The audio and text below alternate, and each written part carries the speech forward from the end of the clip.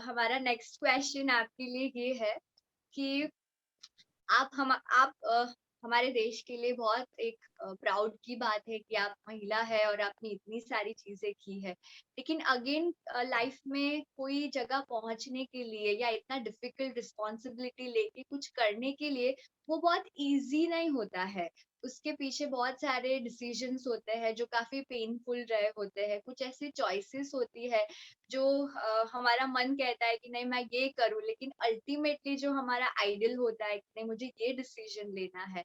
सो आपकी लाइफ के ऐसे कौन से एक दो टॉप मोस्ट जो काफी पेनफुल डिसीजन आपने लिए हो या कुछ सेक्रीफाइस किया हो जिसकी वजह से आज आप यहाँ पे हो और हमें इंस्पायर कर रहे हो? एक्चुअली मुझे लगता है कि पेनफुल एक्सपीरियंसेस तो होते हैं, पर मुझे लगता है कि मैं बहुत लकी हूँ। जैसे मैं बहुत अच्छे घर में पैदा हुई, काफी अमीर घर में और बहुत पढ़े लिखे घर में। और मेरे सपने तो बिल्कुल क्लियर थे कि मैं एमबीबीएस करूंगी, एमडी करूंगी, फिर इंग्लैंड जाऊंगी, एमआरसीओजी करूंगी। मैं एमडी करते समय मुझे अमेरिका में फेलोशिप भी मिली थी, रोटरी इंटरनेशनल की ओर से मुझे चुना गया था। पर मैं बहुत भाग्यवान हूं कि मेरे इसलिए मुझे बचपन से मुझे कहीं भी नहीं, तुमको ये नहीं मिलेगा, इस तरह का वातावरण कभी भी नहीं था। मेरे माँ पिताजी की तरफ से बहुत लिबरल थे। पर मेरे मेरे क्लास में डॉक्टर अभय बंग मेरे क्लासमेट थे, और शुरू में तो हम दोनों कॉम्पिटिटर थे, पर बाद में धीरे धीरे अच्छे दोस्त बन गए। और अभय बहुत अलग बैकग्राउंड से आते हैं। उनके माता पिताजी दोनों भी गांधी जी के साथ रहे हुए, विनोबा जी के साथ, जयप्रकाश जी के साथ। अभय सेवाग्राम आश्रम में ही बड़े हुए हैं। वहाँ नई तालीम शिक्षा पद्धति जो महात्मा गांधी ने और रविन्द्रनाथ टैगोर ने जो शुरू की थी, वहीं पड़े हुए हैं। तो मुझे लगता है कि हम दोनों की जब दोस्ती हुई, हम एक्चुअली बहुत अलग थे, पर जब हम लोगों ने शादी का निर्णय लिया तो उस समय बहुत पेनफुल था।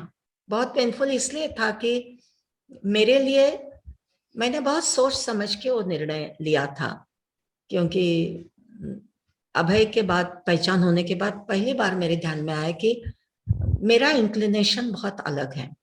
मुझे एकेडमिक्स में जरूर इंटरेस्ट है, पर मुझे लोगों के साथ, गरीब लोगों की सेवा करना, ये मेरा अंदर का जो ड्राइव कहते हैं, वो मेरा अंदर से आता है। तो पैसा कमाना ये मेरे लिए कभी भी मेरे जिंदगी का एम नहीं था, मकसद नहीं था। और मैंने तो बहुत पैसा देखा था।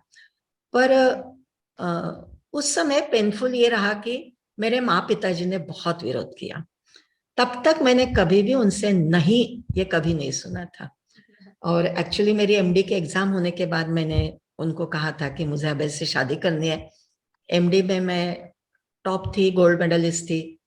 यानी नागपुर यूनिवर्सिटी में एमडी का गोल्ड मेडल 16 साल के बाद, इंस्टॉलेशन के बाद में मुझे, I was the first one to get it. पर माँ पिताजी ने बहुत विरोध किया कि अलग कास्ट का है। अब उन्होंने जो विरोध किया उसके पीछे की भावनाएं मैं उनकी समझ सकती हूँ, अभी मैं एक पेरेंट होने के बाद में।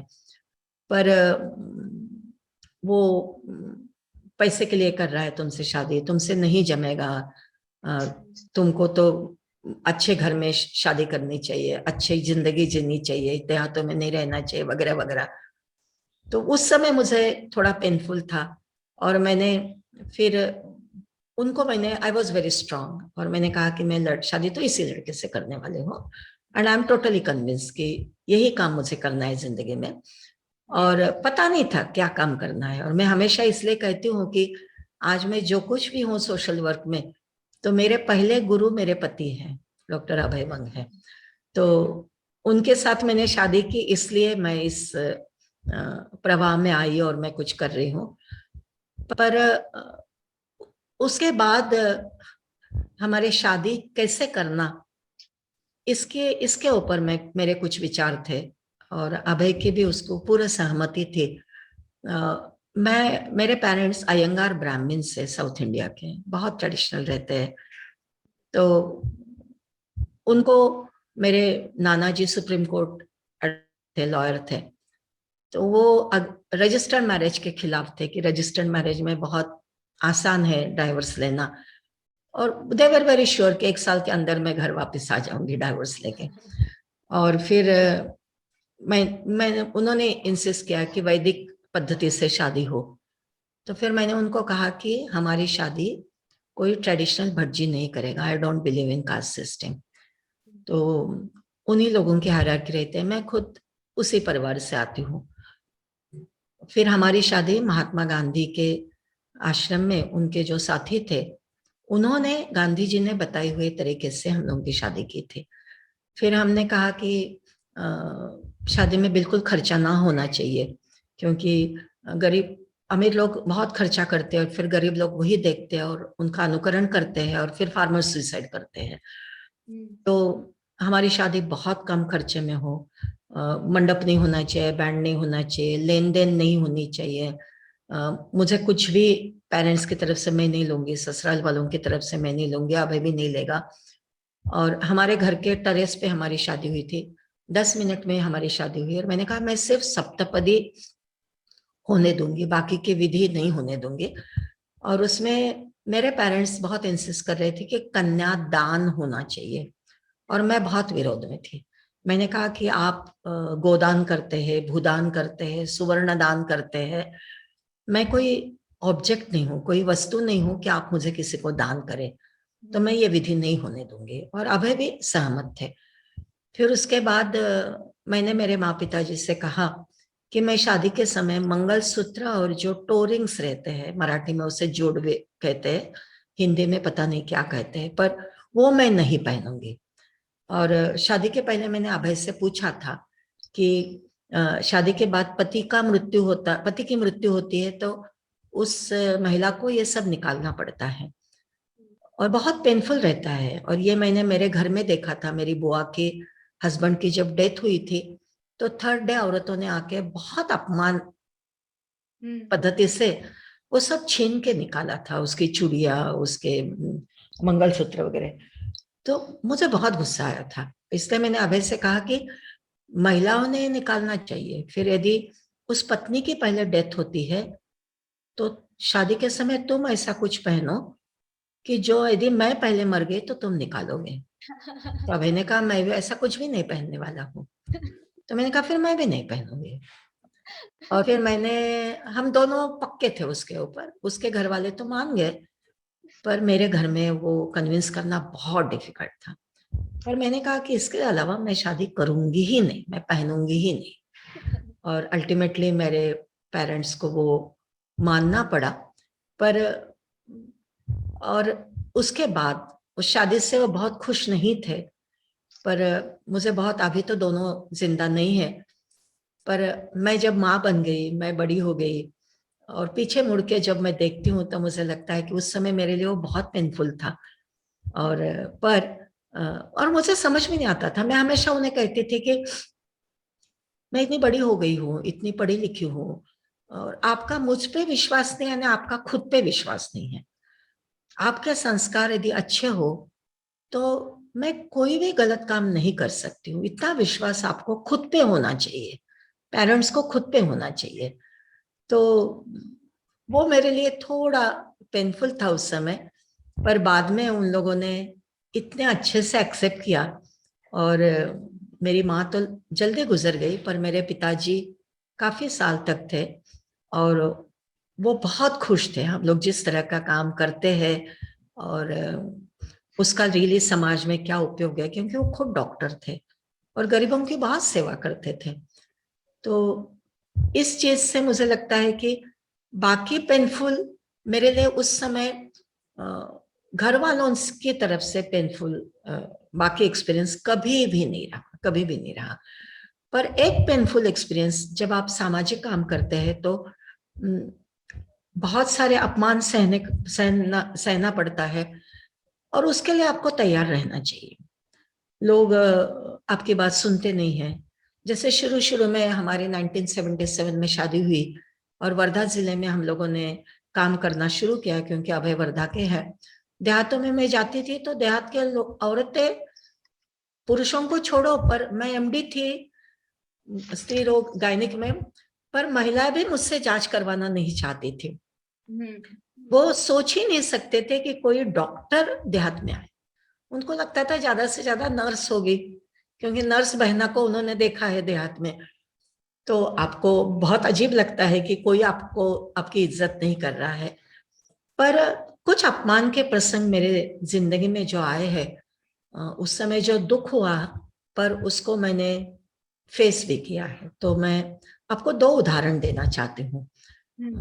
मैं बहुत बात तो नहीं कर रही ना? नहीं नहीं हमें बहुत अच्छा लग रहा है एक्चुअली, आपको सुन के हमें अच्छा लग रहा है। तो ये 2 बिल्कुल अलग चीजें हैं, पर हम लोग अमेरिका से जब वापस आए तो गढ़चिरौली आना था, और उस समय महाराष्ट्र गवर्नमेंट ने हमें रिक्वेस्ट की थी, हेल्थ मिनिस्टर और हेल्थ सेक्रेटरी ने, क्योंकि 1972 में गढ़चिरौली जिला ये चंद्रपुर जिले से अलग हुआ था और यहाँ कुछ भी स्वास्थ्य सुविधाएं नहीं थी। तो उन्होंने हमें रिक्वेस्ट की कि आप दोनों भी वहां जा रहे हैं तो आप प्लीज वहां के सिविल हॉस्पिटल में अपना योगदान दीजिए। हम कोई ऑनरेरी कंसल्टेंट वगैरह नहीं थे, गवर्नमेंट वर्कर भी नहीं थे, पर आपका समय दीजिए। गढ़चिरौली जिले का पहला सिजरेन मैंने किया है, पर और इसलिए गवर्नमेंट के साथ में हमारा एग्रीमेंट चल रहा था, और उन्होंने कहा कि 2 प्राइमरी हेल्थ सेंटर जो है उसकी जिम्मेवारी भी आप लीजिए। ये सब फॉर्मल तरीके से हो रहा था। एक बार ऐसा हुआ कि अभय जी नहीं थे घर पे, और मेरा बच्चा, तभी मेरी जस्ट डिलीवरी हुई थी। मैंने आपको बताया कि मैं तब 6 मंथ्स की प्रेग्नेंट थी और फिर भोपाल में इन्वॉल्व हुई थी।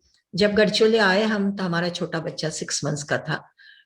तो एक दिन मुझे वर्धा के सिविल सर्जन से मुझे संदेश आया, समर का टाइम था, कि madam deputy director of health services जो नागपुर में है वो आए हुए हैं और वो आपसे मिलना चाहते हैं। तो मैंने उनको कहा कि डॉक्टर बंग नहीं है, वो बाहर गए हैं। तो उन्होंने कहा नहीं, कुछ नहीं होता है, आप मिल लीजिए, आप आ जाइए, आपसे मिलेंगे वो। तो इसलिए मैं उस धूप में, और हमारा घर काफी दूर था सिविल हॉस्पिटल से, छोटे बच्चे को मैंने घर में रखा, धूप में पैदल, मेरे पास कोई वाहन भी नहीं था, मैं वहां पहुंची करीब 12 सवा 12 के करीब। और मैं वहां गई तो सिविल सर्जन बहुत अच्छे थे, आरएमओ वहां के थे वो भी बहुत अच्छे थे, क्योंकि वर्धा में कुछ साल तक मैंने ऑनररी कंसल्टेंट करके सिविल हॉस्पिटल में काम किया था। बहुत रिस्पेक्टफुली उन्होंने मुझे रिसीव किया, और वहां उस कमरे में, सीएस के कमरे में, वो deputy director of health services और एक दूसरे व्यक्ति वहां बैठे थे। उन्होंने दोनों ने मेरी तरफ बिल्कुल ध्यान नहीं दिया। सीएस ने मुझे बैठने के लिए कहा, और फिर उस डिप्टी डायरेक्टर को उन्होंने कहा कि ये मैडम बंग आई है, तो आपको जो बात करनी है तो आप इनसे बात कीजिए। तो उन्होंने एकदम मेरी तरफ गुस्से से देखा और कहा, इनसे इनसे मैं क्या बात करूं, ये तो औरत है, इनसे क्या बात करूं मैं, मुझे तो डॉक्टर बंग से बात करना है, इनको क्या पता होगा जो गवर्नमेंट के साथ में चल रहा है, इनको तो नहीं, मैं इनसे बात नहीं करूंगा, आप उनको जाने के लिए बोलिए। And I was so surprised कि ये क्या हो रहा है। हमारे सिविल सर्जन भी बहुत चकित हुए, और उन्होंने बार बार उनको समझाने की कोशिश की, और उनके साथ में जो दूसरी व्यक्ति थी वो डिप्टी सेक्रेटरी थे, वो दिल्ली से आए हुए थे। वो कुछ भी बोल नहीं रहे थे, पर उन्होंने उनको समझाने की कोशिश भी नहीं की, और सीएस बार बार उन्हें कह रहे थे कि आप बात तो कर लीजिए, मैडम भी उतनी होशियार है। और वो मुझे इतना अजीब लग रहा था कि सीएस उनको समझा रहे, और वो बोले कि नहीं, मुझे उनसे कुछ बात नहीं करनी है। एक क्षण तो मुझे ऐसा लगा कि मैं चली जाऊं यहाँ से, और दूसरी तरफ मुझे लगा कि मैं क्यों चली जाऊं। और फिर मैंने क्या किया, उन्होंने मुंह फेर लिया, तो मैं जिस कुर्सी पे बैठी थी वो कुर्सी मैंने हाथ से उठाई, और मैं उन दोनों के सामने अपनी कुर्सी पटक के मैं उनके सामने बैठी, और मैंने उनको कहा कि आप कह रहे ना कि मैं महिला हूं और मुझे कुछ पता नहीं, तो आपकी जानकारी के लिए मैं बताती हूँ कि डॉक्टर बंग ने भी एमडी किया है, मैंने भी एमडी किया है, हम दोनों भी टॉपर रहे हैं, मुझे गोल्ड मेडल मिला है, हम दोनों ने जॉन्स हॉपकिंस में मास्टर ऑफ पब्लिक हेल्थ किया है, गवर्नमेंट के साथ में जो भी कोलैबोरेशन हमारा हो रहा है, करस्पॉन्डेंस हो रहा है, तो हमारे दोनों के सिग्नेचर वहां है। और ये जो सर्च संस्था हम बना रहे हैं उसके वो डायरेक्टर है, मैं को डायरेक्टर हूँ। और ऐसे कोई भी चीज नहीं है हम दोनों में कि जो मुझे पता नहीं है। और मैं कुछ अपने मन से आई नहीं हूँ, आपने मुझे बुलाया इसलिए मैं आई हूँ।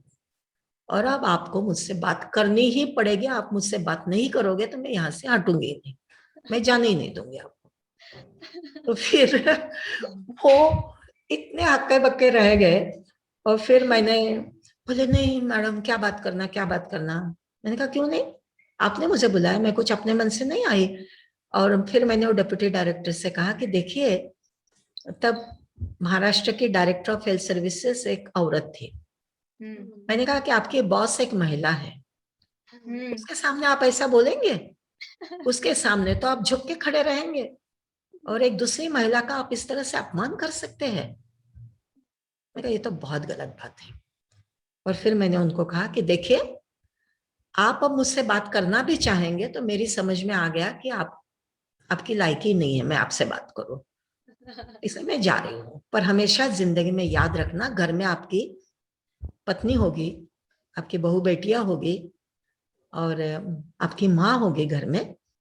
पर हमेशा ध्यान में रखना कि एक महिला की कोख से आप पैदा हुए हैं, तो महिला का सम्मान करना सीखिए। और मुझे आपसे कोई बात नहीं करनी है। और मैं चली गई वहां से। तो उस समय वो मेरे लिए बहुत, शुरू में बहुत इंसल्टिंग और पेनफुल था। पर मुझे लगा कि मैं क्यों भागूं, मैं क्यों सहन करूं? गलती उस आदमी की, गलती मेरी नहीं है। तो मुझे बहुत अच्छा लगा। उसके बाद अभी 2 साल पहले वो हमारे यहाँ आए थे, यहाँ काम देखने के लिए। अभी वो रिटायर वगैरह हो गए, तो हमारे घर पे आए थे, रात में पहुंचे, घर पे स्ट्रेट आए। और बहुत कि मैं आप लोगों को जानता हूँ वगैरह वगैरह वगैरह, बहुत ही लंबी चौड़ी, क्योंकि अब हम कुछ उनके नजरों से कुछ बन गए हैं। उस समय तो हम बहुत छोटे थे ना, he was a government officer. तो फिर मैंने कहा कि हाँ मैं आपको वेलकम करना चाहती हूँ, पर आप भूले तो नहीं ना उस दिन आपने मुझसे जिस तरह से बर्ताव किया था? मैं तो नहीं भूली हूँ, पर मुझे जरूर खुशी होगी आप मुझे यदि बता पाएंगे कि उसके बाद आपने किसी महिला के साथ में इस तरह का अभद्र व्यवहार तो नहीं किया ना। तो वो बोले कि नहीं, I am very sorry madam, I am very sorry, मुझे बहुत खराब लगा उस दिन आप चली गई उसके बाद में, वगैरह वगैरह वगैरह। पर मैंने कहा बूंद से गई वो हौद से नहीं आती है। पर ऐसे हमारी महिलाओं को इस तरह की चीजों का सामना करना पड़ता है। दूसरा एक अनुभव मैं गढ़चिरौली आने के बाद बताती हूँ कि उस समय मैंने महिलाओं के स्वास्थ्य के ऊपर मेरा संशोधन चल रहा था, और सिविल हॉस्पिटल में मैं अटैच थी।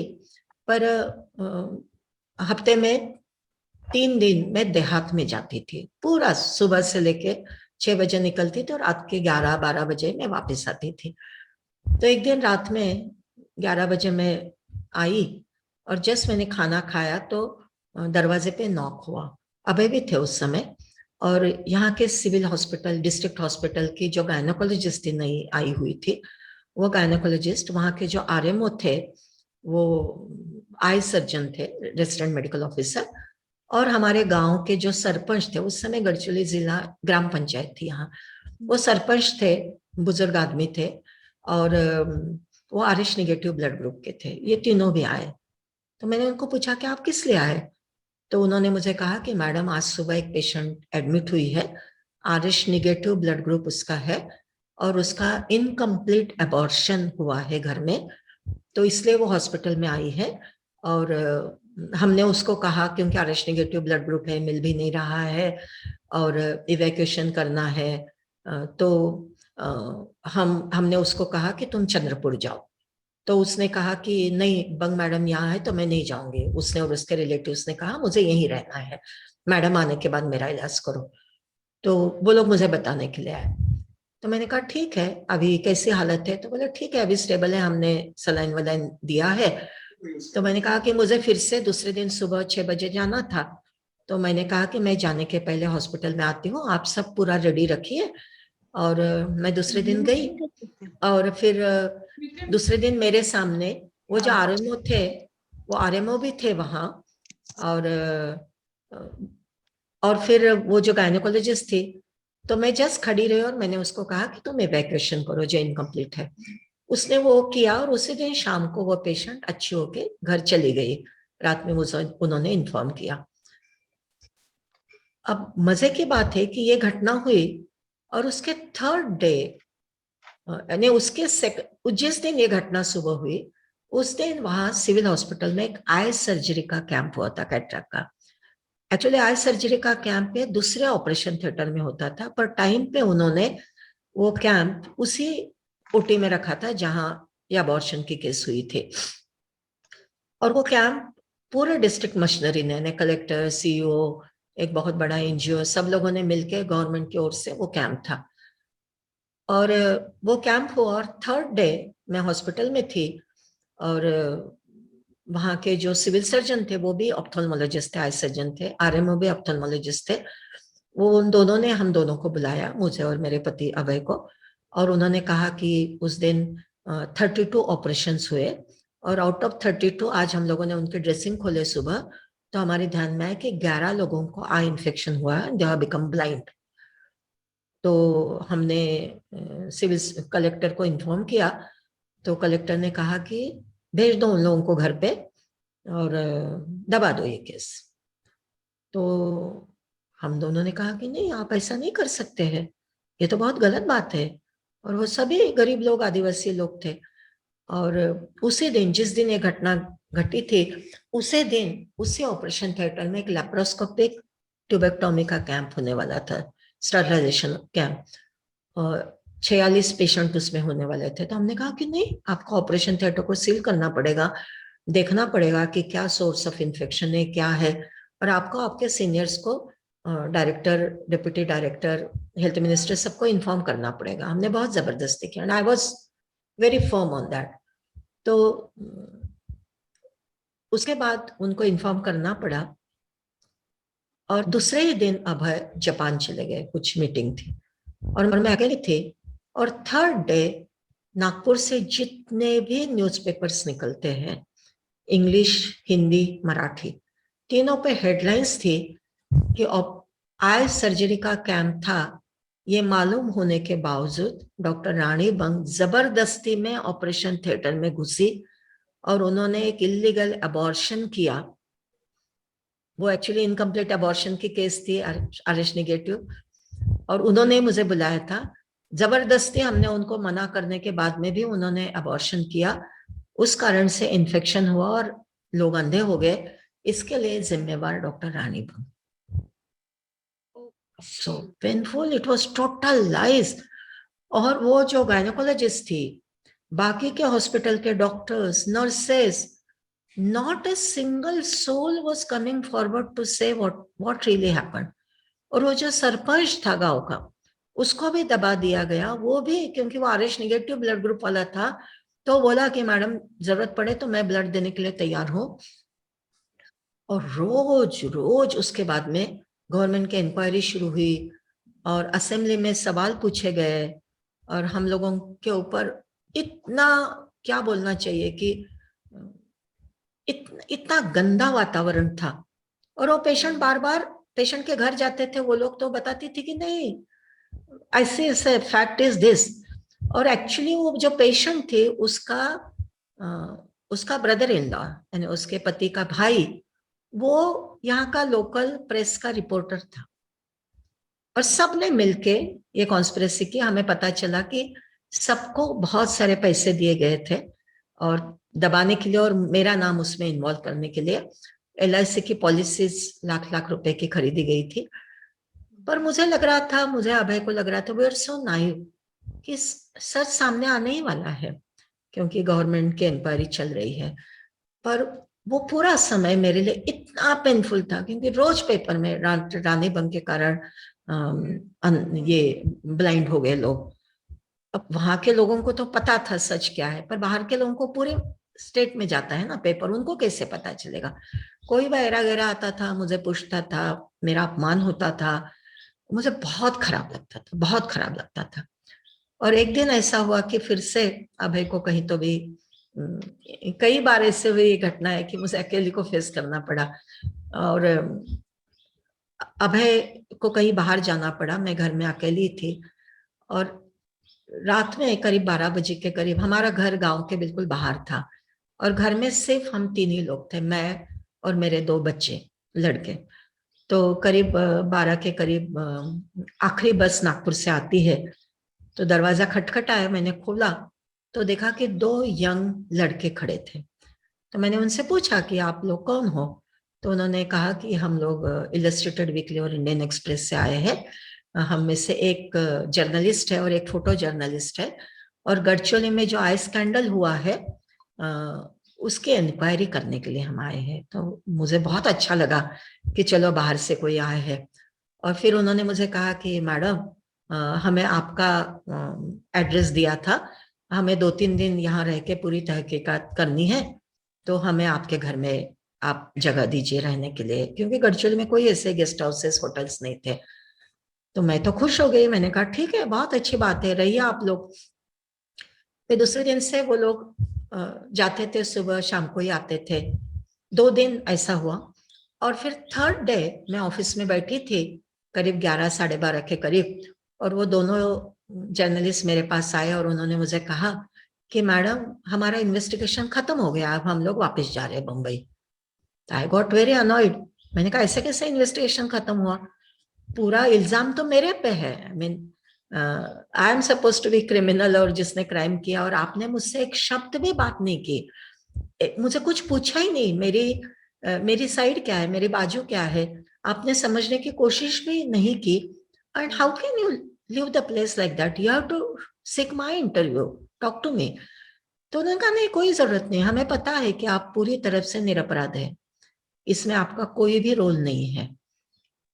तो मैंने कहा ऐसे कैसे आपको पता? तो फिर उन्होंने मुझे बताया कि मैडम, हमें वीकली और इंडियन एक्सप्रेस में हमें गढ़चिरौली जिले से फोन कॉल आया था एक नक्सलाइट लीडर का।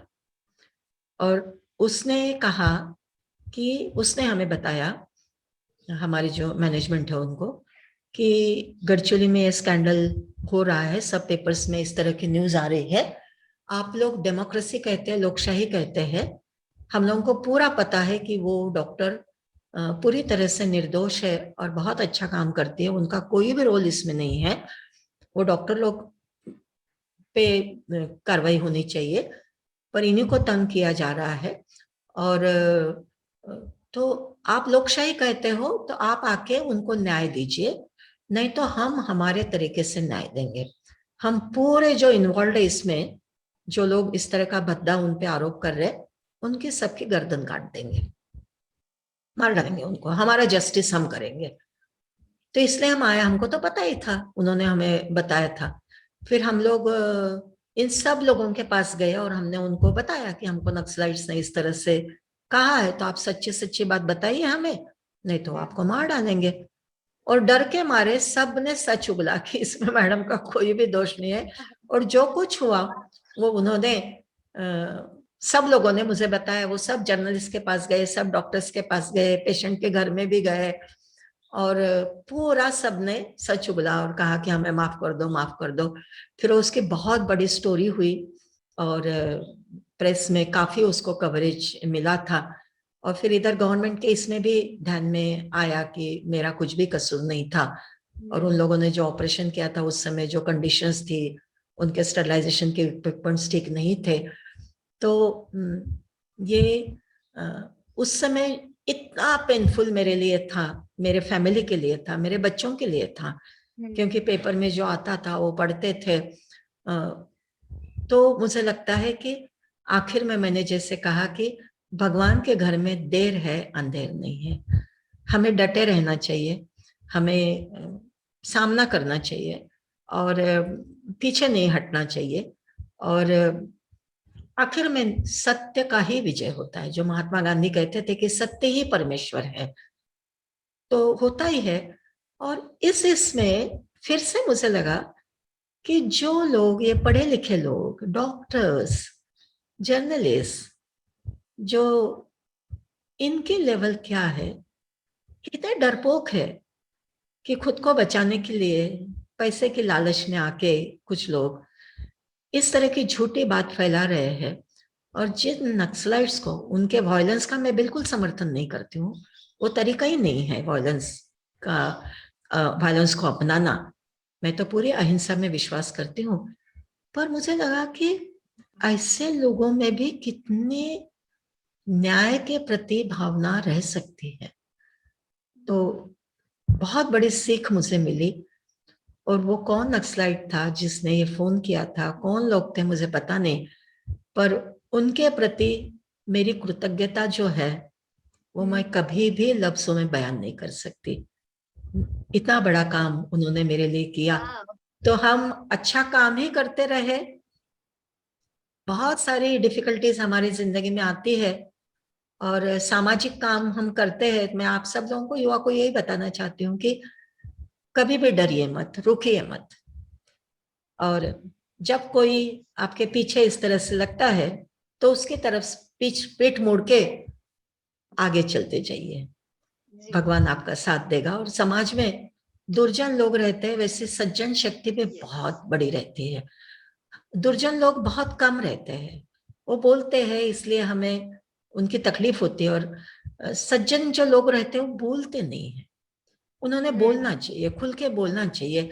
हम कहते हैं कि पोल्यूशन है आजकल, एनवायरमेंटल पोल्यूशन की बहुत बात चलती है, पर मुझे खुद को समाज में काम करते समय लगता है कि हमारे देश में ही नहीं, दुनिया में सबसे बड़ा पोल्यूशन है पोल्यूशन ऑफ साइलेंस। हमारे सामने अन्याय अत्याचार होता है, बुरी चीज होती है, भ्रष्टाचार होता है, पर हम लोग एक आइलैंड बन गए। मैं, मेरा, बस मैं खुद का देखूं, मेरी सुविधा देखूं, मेरी सुरक्षितता देखूं। तो मुझे लगता है कि ये हम करेंगे तो हमारा समाज कैसे आगे जाएगा। हम पूरे दुनिया की विश्व क्या शक्ति बनना चाहते हैं। अरे विश्व शक्ति क्या बने, पहले अपने देश की जो बुरी चीजें हैं तो उसको जीने लायक तो बने हम। देश के लिए मरने की बात हम करते हैं, उसे देश प्रेम कहते हैं, पर सच्चा देश प्रेम तो यह है कि हमारे देश को हम जीने लायक बनाए। एक सर्वसामान्य व्यक्ति, एक महिला, एक गरीब जो वंचित है, लाचार है, उसको समाज में संधि मिले जीने की, उसको आकांक्षा मिले, उसको राह मिले।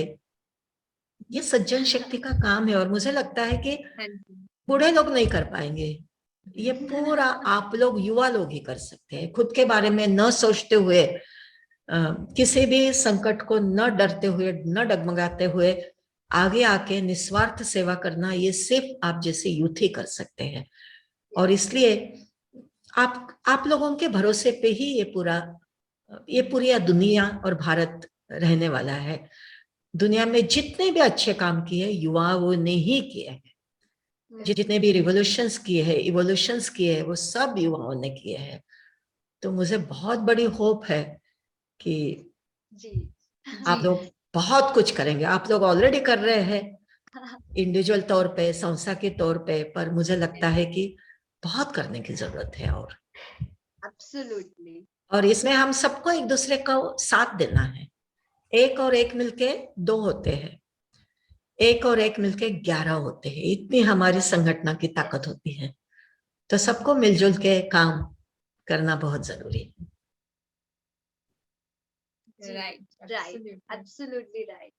सो thank you so much Rani ji, आपने बहुत सारी बातें बताई, स्पेशली आपको किस तरह के डिस्क्रिमिनेशन फेस करने पड़े, किस तरह से, यानी कोई भी अगर अच्छा काम करते हैं तो वो इजी नहीं है, लोग हमें अपोज करने ही वाले हैं, लेकिन ये हमारी स्ट्रेंथ है कि हम उसके सामने क्या आंसर देते हैं।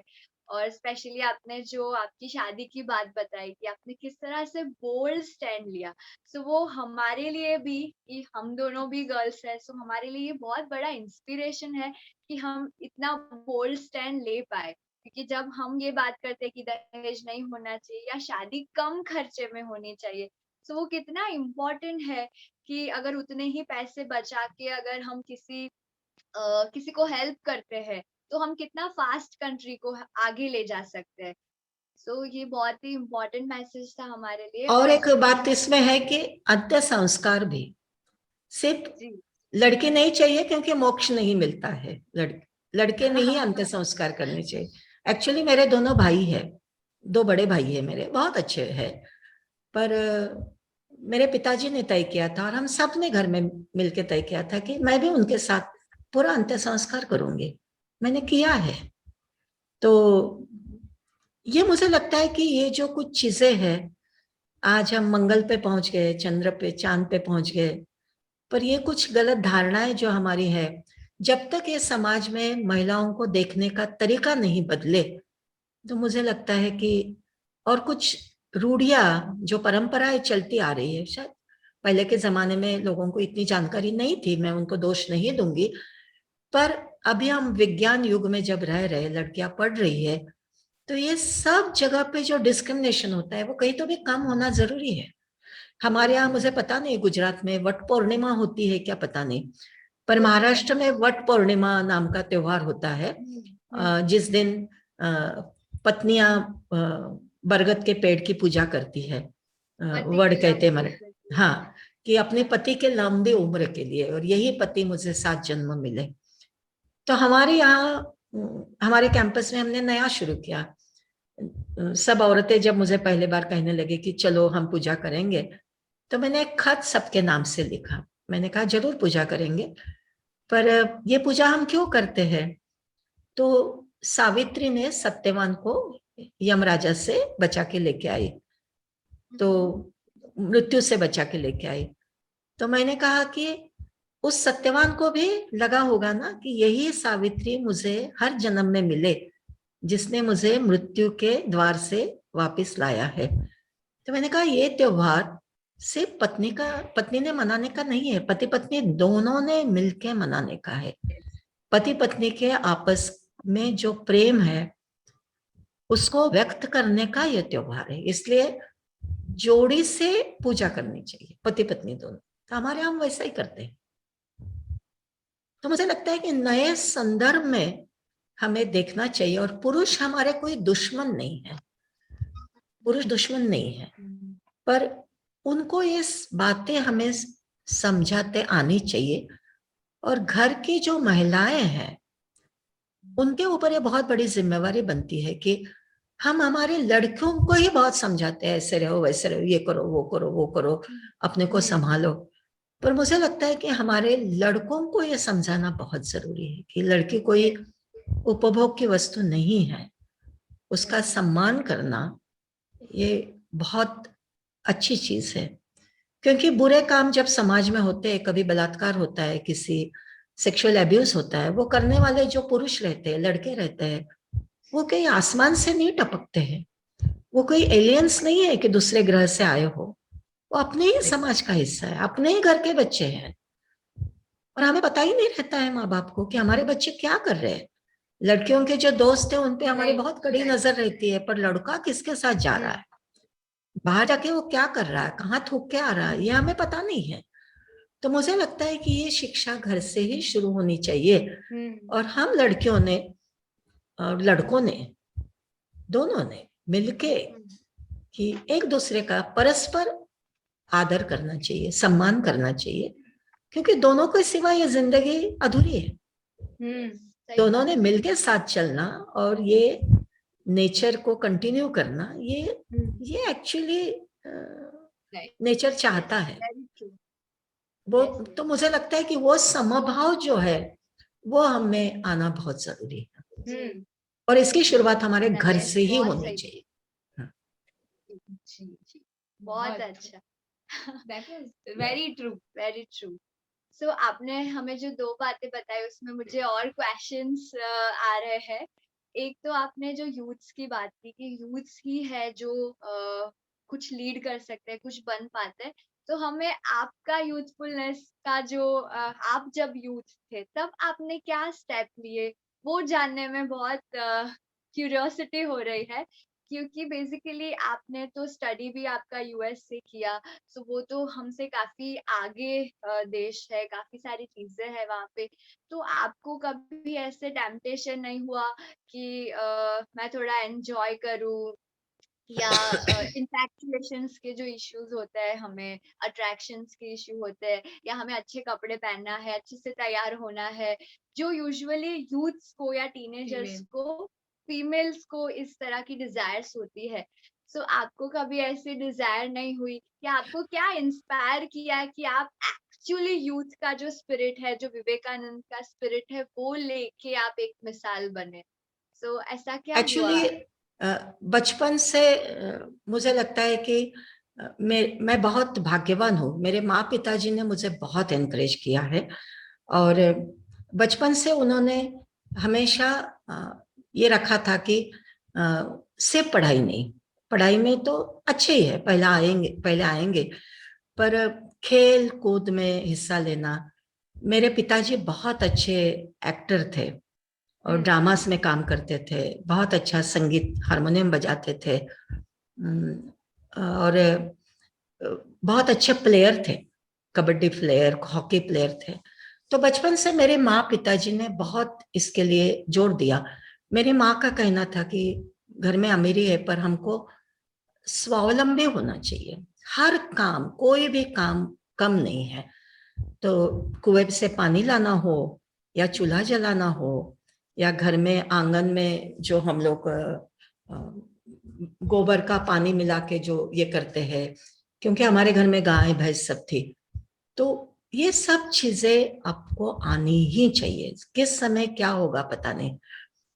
तो बचपन से मैं हमेशा ही मेरे बाकी भाई बहनों को उतना उत्साह नहीं था, उनको खेल में उत्साह था, पर मैं हमेशा ड्रामास में काम करते आई। मेडिकल कॉलेज में भी मैं हमेशा ड्रामा में काम करती थी, मुझे यूनिवर्सिटी का बेस्ट एक्ट्रेस अवार्ड मिलता था। तो सिर्फ पढ़ाई नहीं, तो खेल कूद, पढ़ाई, घर में दोस्तों को लाना, मौज मस्ती करना, ये सब चीजें पढ़ने के लिए बहुत एनकरेज करते थे। हमारे लिए बहुत सारी किताबें लाते थे, एजुकेटिव टॉयज लाते थे, और देने का, सिर्फ लेना नहीं, देने का आनंद क्या होता है। तो मुझे लगता है कि मेरे सामने इतनी सारी चीजें रहती थी, और मेरे बहुत फ्रेंड सर्कल था, और बचपन से थोड़ा, आप लोगों ने जो कहा कि मौज मस्ती करने की इच्छा होती है, तो मैंने बहुत मौज मस्ती की है। यानी घूमना फिरना, नाच करना। हमारे पिताजी ने हमारे लिए पुणे से उस समय टीचर बुलाए थे, हम तीनों बहनों को डांस सिखाने के लिए, और उसका फायदा मुझे गढ़चिरौली आने के बाद हुआ, क्योंकि ट्राइबल्स की मीटिंग में पहली बार जब मैंने उनके साथ में डांस किया, तो they were so surprise, and that could break the barrier between us. Ice breaking रहा वो। अरे, डॉक्टर मैडम अपने साथ डांस करती है, तो मुझे कुछ संकोच नहीं होता है उसमें। और तो ये चीजें एक तरफ है।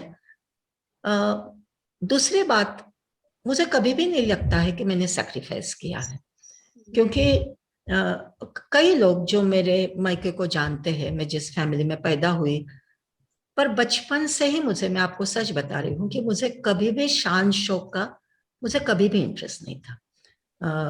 खूब अच्छे कपड़े पहनना और खूब गहने वहने पहनना, मुझे बिल्कुल शौक नहीं था। ये मेरे कान के जो आपको दिखाई दे रहे, ये मैं 8वीं कक्षा में थी तब मेरी माँ ने जबरदस्ती मेरे कान में डाले थे कि मैं मर भी जाऊंगी तो मेरी याद करके रखना।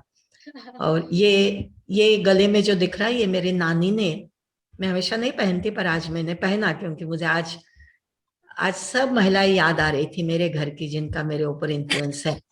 तो उन्होंने मुझे दिया था कि ये तुम मेरे नाम से पहनना।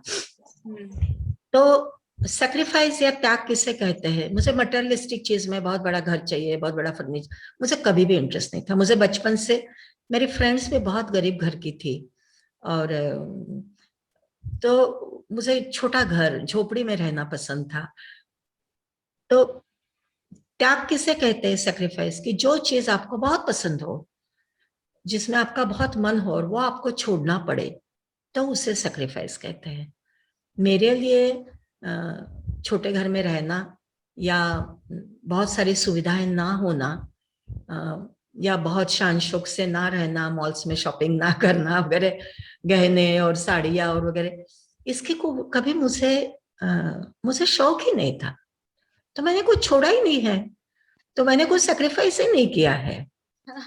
पर बाकी यूथ की मस्ती मैंने बहुत की है। हमारे बहुत अच्छे ग्रुप्स थे, हम सब मिलके ड्रामास करते थे, पिक्चर्स देखने जाते थे मेडिकल कॉलेज तक। अभी भी मेरे बहुत सारे फ्रेंड सर्कल है, बहुत सारी हॉबीज है, और मुझे कभी बोर लगता नहीं है। मैं हमेशा बचपन से कई लोगों को कॉलेज में भी सुनते आई थी कि बोर होता है। मुझे लगता है बोर ये शब्द तो हमारे डिक्शनरी में होना ही नहीं चाहिए, बल्कि हमें 24 घंटे कम पढ़ने चाहिए। क्यों बोर होना? यानी मुझे जंगल में घूमना अच्छा लगता है, पत्थर जमा करने का मेरा बहुत शौक है। मेरे पास बहुत सुंदर कलेक्शन है पत्थरों का, पेड़ों के साथ लोगों से बात करना, क्योंकि किताबें तो पढ़ते हैं पर रियल किताबें तो नेचर में है, लोग है। तो ये सब चीजें करने में मुझे बहुत मजा आता है। अभी भी मैं करती हूँ, बच्चों के साथ करती हूँ, यहाँ के बच्चों के साथ खेलती हूँ, कूदती हूँ, उनको बाहर ले जाती हूँ, और मुझे बहुत मजा आता है। अभी मेरा एक नातू है, 8 महीने का है, उसके साथ खेलती हूँ, उसके साथ रोज नए नए डिजाइन्स करती हूँ खेल के। तो मुझे लगता है कि सामाजिक काम कर रहे हैं या कुछ काम कर रहे हैं तो हमें हमेशा बिल्कुल सीरियस रहना चाहिए, और सिर्फ काम एक काम ऐसा मेरा बिल्कुल ही नहीं है। टनल लाइक विजन मेरी नहीं है। मैं बहुत इधर देखती हूँ, उधर देखती हूँ, अरे ये क्या चल रहा है, वो क्या चल रहा है। जिंदगी के हर इसमें मुझे बहुत रुचि लगती है। तो मौज मस्ती मैंने बचपन में भी की। बहुत शैतान लड़की थी मैं, हमेशा पेड़ पे चढ़ना और धूम करना। घर में तो कभी सामने के डोर से मैंने एंट्री ली ही नहीं है, हमेशा दीवार पे चढ़ के ही मैं घर में कूदती थी। यानी मेरी बड़ी बहन की जब शादी हुई तो उसके हस्बैंड और उनके पिताजी, उसके होने वाले हस्बैंड और पिताजी मेरे हमारे घर में आए थे, और वो कार से उतरे तो मैं तब कहाँ बैठी थी, हमारा जो कार का शेड था, और इसका उसके ऊपर इसका बेर का पेड़ था। तो मैं दन दन नीचे कूदी वहां से देख, अरे अच्छा ये लड़का है क्या। वो तो इतने डर गए, उन्होंने पूछा कि ये लड़की कौन है, तो उनको बताया गया कि ये उस लड़की की छोटी बहन है जिसको आप देखने के लिए आए। तो उन्होंने कहा मैं तो इतना डर गया, छोटी बहन ऐसी है तो बड़ी बहन कैसी हो सकती है। मैंने पिताजी को कहा कि चलो यहीं से वापस जाएंगे, घर के अंदर नहीं जाएंगे। तो बहुत मस्ती की है और अभी भी करती हूँ, क्यों नहीं करूँ। यानी तो मुझे तो अच्छा लगता है, और सभी एज ग्रुप में अच्छा लगता है। और बाल सफेद हुए यानी आप बिल्कुल सीरियस थोबड़ा करके बैठना चाहिए, ऐसा कुछ नहीं है। मजा आता है। और मैंने सेक्रीफाइस रियली, मैं बहुत नम्रता से कह रही हूँ और सच्चे मन से कह रही हूँ कि मैंने कुछ भी सेक्रीफाइस नहीं किया। सेक्रीफाइस किया हमारे कई सारे कलीग्स ने, कि बाहर की जगह इतने अच्छे, हमारे यहाँ पैसा काफी कम रहता है सैलरी स्ट्रक्चर में, सुविधाएं भी बहुत कम रहती है, बाहर के मटेरियलिस्टिक लाइफ की जो सुविधाएं रहती है। तो पढ़ाई का, बच्चों की पढ़ाई का, हमारे दोनों बच्चे तो यहीं पढ़े हैं, तो बाहर के अट्रैक्शंस बहुत रहते हैं, फिर भी वो हमारे साथ 25-25, 30-30 साल से जुड़े हुए लोग हैं। तो मुझे उन लोगों के सेक्रीफाइस को मैं सलाम करना चाहती हूँ। और मेरा सेक्रीफाइस नहीं है और अभय का भी नहीं है। अभय जिस गांधीयन परिवार में पैदा हुआ, मेरा पति, तो उसने तो ऐसा काम करना ही चाहिए था समाज के लिए, नहीं तो और क्या करता था। और जब मैंने उसके साथ शादी करने का निर्णय लिया तो उसकी पत्नी करके ये तो मेरी जिम्मेवारी थी कि मैंने उससे साथ देना ही चाहिए इस काम में। और हमारे जो लड़के हैं उन्होंने भी ये काम करना चाहिए, क्योंकि उनके माँ बाप इस तरह का काम कर रहे हैं। तो इसमें कोई हम सेक्रीफाइस कर रहे हैं या हम किसी पे उपकार कर रहे नहीं है। सामाजिक काम करते समय मेरा तो भी ख्याल ऐसा है कि हम हमारे आनंद के लिए काम करते हैं। और किसी ने हमें फोर्स नहीं किया था मुझे कि तुम इससे शादी करो और इसी तरह का काम करो। मुझे खुद को उसमें रुचि लगी, आनंद लगा। तो जब हम कोई चीज हम अपने मन से करते हैं, अपने पैशन से करते हैं, अपने आनंद के लिए करते हैं, ना कि हमें कोई अवार्ड मिले, ना कि कोई हमें कोई अच्छा बोले, नहीं, अपने खुद के लिए काम करो। उसमें आपका काम अच्छा रहा तो लोग आपको रिकॉग्नाइज करने ही वाले हैं, वो आगे चल की चीज है। पर वो जो निष्काम कर्मयोग जो अपने गीता में कहा है बस अपना काम करते रहिए और खुश रहिए कि यहाँ के आदिवासी ने, मैं तो सोचती हूँ कि मैं तो बहुत मुझे तो बहुत अभिमान है. It's a great honour for us that this tribals have accepted us. Yes. We are honoured that they are seeking services from us. Yes. मुझसे वो आके दवाइयां लेते हैं, अपनी जांच करवाते हैं. ये मेरे लिए तो कितने ऑनर की बात है. तो मुझे लगता है कि ये चीजें हमने ध्यान में रखनी चाहिए. और दूसरी बात की अपेक्षा भंग कब होता है कि हम बाहर के लोग जब जाते हैं देहातों में काम करने के लिए, तो हमको लगता है कि हम चेंज एजेंट से, तो हमें बहुत जल्दबाजी रहती है. हमें लगता है लोग सब मूर्ख है, इनको कुछ समझता नहीं है. हमारे पास पूरी चाबी है और हम ये चाबी किसी भी ताले को हम लगाएंगे तो हम वो ताला खोल सकते हैं. चाबी हमारे पास है, ताला नहीं है. और हम चाबी लेके खोजते हैं और हमको लगता है कि लोग तो मूर्ख है, बेवकूफ है, उनको कुछ समझता नहीं. हम जो बोलेंगे वो तुरंत उन्होंने सुन लेना चाहिए, सब बदल जाना चाहिए. क्यों बदले? उन्होंने क्यों आप पे विश्वास रखना चाहिए? उनकी जो मान्यताएं है, उनकी जो धारणाएं हैं, ये सब वो क्यों भूले और क्यों आप पे विश्वास रखे? तो ये जो जल्दबाजी और अपेक्षा रहती है, तो अपेक्षा से फिर अपेक्षा भंग होता है.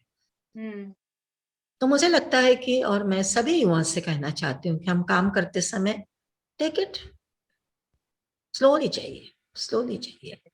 और बहुत सीख सकते हैं हम लोगों से बहुत सीख सकते हैं. मैंने खुद ने बहुत सीखा है. I had a very tunnel vision, I was a good doctor. पर जब मैंने इन देहातों के साथ में काम करना शुरू किया, मुझे लगता है कि मेरा होराइजन बहुत बढ़ गया है. मैंने बहुत कुछ सीखा है उनसे. तो सैक्रिफाइस वगैरह कुछ नहीं किया और अभी भी बहुत धूम धड़ाके मस्ती करती हूँ. ठीक है. Thank you so much. So youths को एक्चुअली उनके ड्रीम के पीछे भागना चाहिए, पर मस्ती भी करनी चाहिए, एंजॉय करना बिल्कुल चाहिए, बिल्कुल करनी बिल्कुल. चाहिए. तो कोई भी काम करे, आपने शायद हमें एक बहुत इम्पोर्टेंट मैसेज दिया है कि आप जो भी करो लाइफ में इंजॉय करके करो, अपना दिल डाल के करो. जो Exactly. भी कर रहे हो उसमें रंग आना चाहिए. आप प्यार से करो जो काम करना है. Yes. वो रंगोली निकालते हैं ना हम लोग हाँ. घर के सामने, तो छोटे Yes. छोटे डॉट्स निकालते हैं. हाँ. तो ये जिंदगी के अलग अलग डॉट्स रहते हैं, उसमें उसको जोड़ना और उसको Yes. एक रंगोली का रूप देना हमारे हाथ में है ना. Right. हम ही कर Very सकते true. हो. Thank you. Thank you.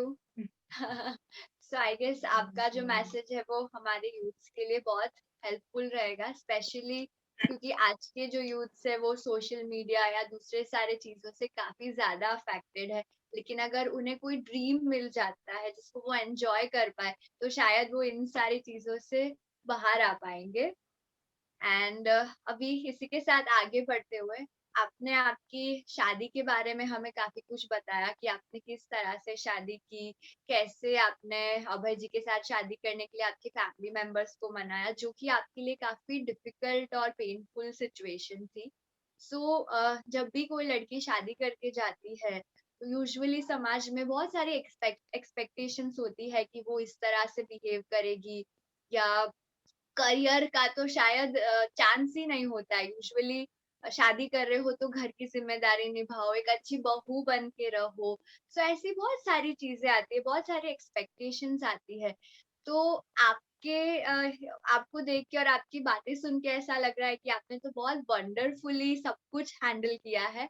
सो ये कैसे किया आपने, यानी आपको कोई डिफिकल्टीज नहीं आई आफ्टर मैरिज, यानी तो थोड़ा.